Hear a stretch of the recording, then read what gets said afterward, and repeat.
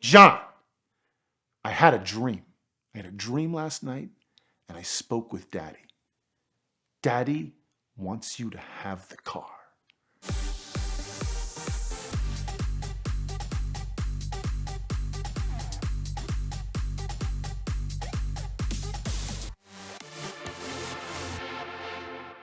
I love getting phone calls from friends who need car help.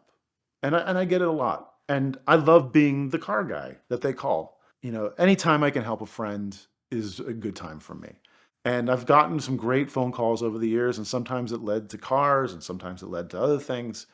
And I got a phone call in 2012 from my friend Sarah. She's like, I have a client who has a car and they don't know what it is and it's in storage. Can you help me identify it? I'm like, absolutely. Take 2 minutes. I'm like, send me some photographs. So they go to the storage unit, and it's one of the storage units, like it's just as wide as the car, so they can't get a real angle on it. And she's like, we think it's a 4-door Maserati Mexico. Now, the Mexico was a 2-door car that they built in the 60s. And there were rumors of specially made 4 doors that are all just rumors. They don't exist. And I'm like, that doesn't sound right, but send me some pictures. And they take some photographs, dash, kind of the front end, taillights. And most of the badging's been removed. And I'm all, that is a 1966 Maserati Quattraport. I was like, that's a cool car. What's the story? She goes, well, I'll put you in touch with the owner's daughter, and she'll explain it to you. I'm like, great, give her my number. I'll help how I can, especially if it's one of her big clients. And the phone rings, and the most delightful Queen's accent comes bellowing through the phone. And it's his daughter, Stella Cartano Scarpita. And she is a doll. And she's like, hey, John, like, hey, I got this car. I need you to help me out. I'm like, absolutely. What can I do for you? She's like, well, tell me what it is. Tell me what I can get for it. It's Miss Daddy's pride and joy. I'm like, well, it's a 66 Quattraport. It's not running. It's an Italian car that's been sitting in a shed for over a decade or more. This is 2012. I'm like, it's worth maybe 10 grand. Somebody get it running and they'll drive it for 20 or something. If you need help with it, I'm glad to help you out. I can write a description for you and send it to you. And you put it on Craigslist and it'll be gone at some point quick. And she's like, yeah, yeah, yeah, yeah. And she called me a few more times. She sent me a few more photographs. And she's like, I told her a lot about myself. And her father was Salvatore Scarpita. And he was one of the great artists that rose up in the 50s in post-war US. There was Jasper Johns and Andy Warhol, and they were the new age. They were this new breed of artist. And she told me the story. He had the car for like 30 years, and that he got it from Leo Castelli. That Leo Castelli was the art agent on the East Coast of North the United States. He represented all of the greats. He had traded a painting for the car, and that they got the car, and her mom hated it because you can't eat a car. And they were not wealthy people. And he left it in his studio. He had a second studio in Baltimore, and I guess it lived inside the studio, undriven for, I don't know, 30 years, right? It only had 40,000 original miles on it. And she's like, I would love to help you. You find me somebody to buy it. And I'm like, oh, God, no. All right. Like, I'm in for a penny, in for a pound. I'm going to help her out. But really, I couldn't find anybody who wanted an abandoned Quattraport. If it were a Mexico, if it was a coupe, yeah. But the 4-door, nobody wanted it. Nobody in the United States knows what it is. And it's not the most attractive car at first glance. So I called her, I'm like, I haven't found anybody. And she's like, okay. She calls me like a week later. She goes, John, are you listening to me? John, I had a dream. I had a dream last night, and I spoke with Daddy. Daddy wants you to have the car. Now, I had just bought a house, and it was still in escrow, and we were moving, and all the cash I had, like motorcycles, we sold everything to kind of get the down payment for this house. And I had a baby, and it's like, I don't need a dead Italian car. So I'm thinking, I told her, I don't want it. Don't want it. But thank you. I gave her everything, gave her the description, everything. Like, just put it on Craigslist. I'll put it on Craigslist for you. And she calls a couple of days later. She goes, no, Daddy wants you to have the car. She goes, give me a number. And I'm like, literally had $4,000 in the bank after all of that. And I'm like, I told her $2,500 to basically scare her away. I'm like, $2,500, that's not what it's worth. You could get $10,000 for it right now if you put it online and take care of it. She's all, okay, I'll take $2,500. And I bought a Maserati. So it arrives at my friend's dealership in Oakland, the Classic Cars West. And he calls me up and he goes, it's here. I'm like, am I happy or am I sad? He's all, you should come look at it. So I go down and I look at it and it's complete. It is what they said. It's sitting on tires that are ancient and has Borelli spoked wheels. And it's really kind of cool. Like, now that I finally saw it, I'm like, this is pretty cool. And I was working at Canepa in Scotts Valley at the time, and they had a great Italian mechanic, and he agreed to rebuild the quad Webers for me. And this is 4 separate two-throat Webers. This is a lot of work. We took those off, cleaned them up. He rebuilt them. We put them back on. I had the tanks flushed out and cleaned. We had put Marvel Mystery Oil in each cylinder and turned it 90 degrees every day and a little bit. So you start working the pistons up and down for a month. And that gets the rings expand a little bit, and it gives you a little bit of compression. It also makes it doesn't chew itself up when it starts for the first time in how many decades. And these are robust Italian V8s, but internally they're relatively fragile. Now, it's not like starting an old Chevy 350. You just don't crank it over and let it rip.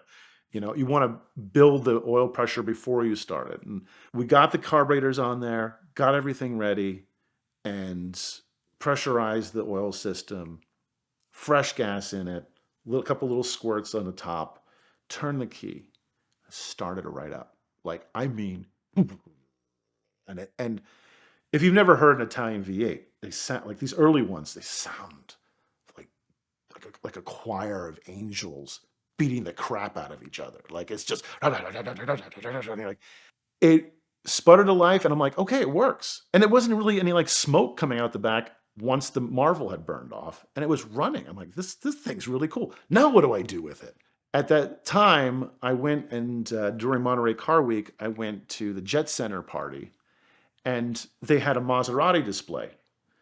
And I was there with my dad, and he was like very proud that I owned a Maserati, even though it was this thing. And he walks up, one of the guys, he goes, my son has a Maserati.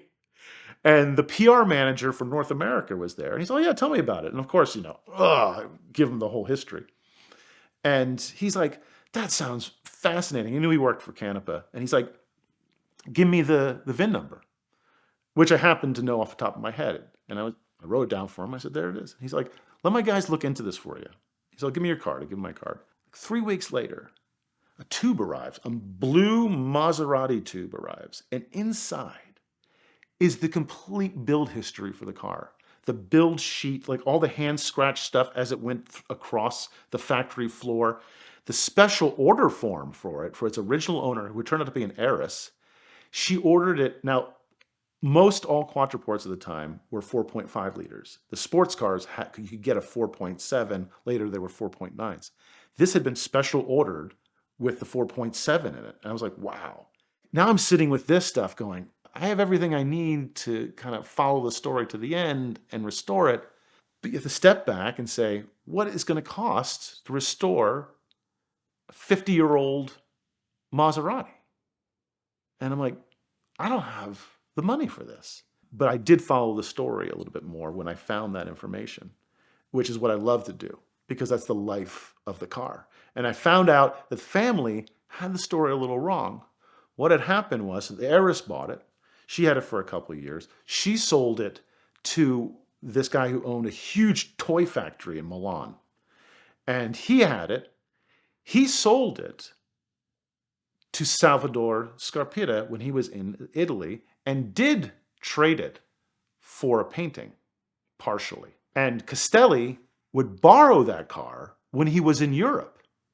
And Salvador was hiding the car from his family in Europe. So Castelli would drive it, and apparently he drove it a bunch. And then in like 77 or 78, he gave it back to Salvador, and Salvador had it shipped to New York.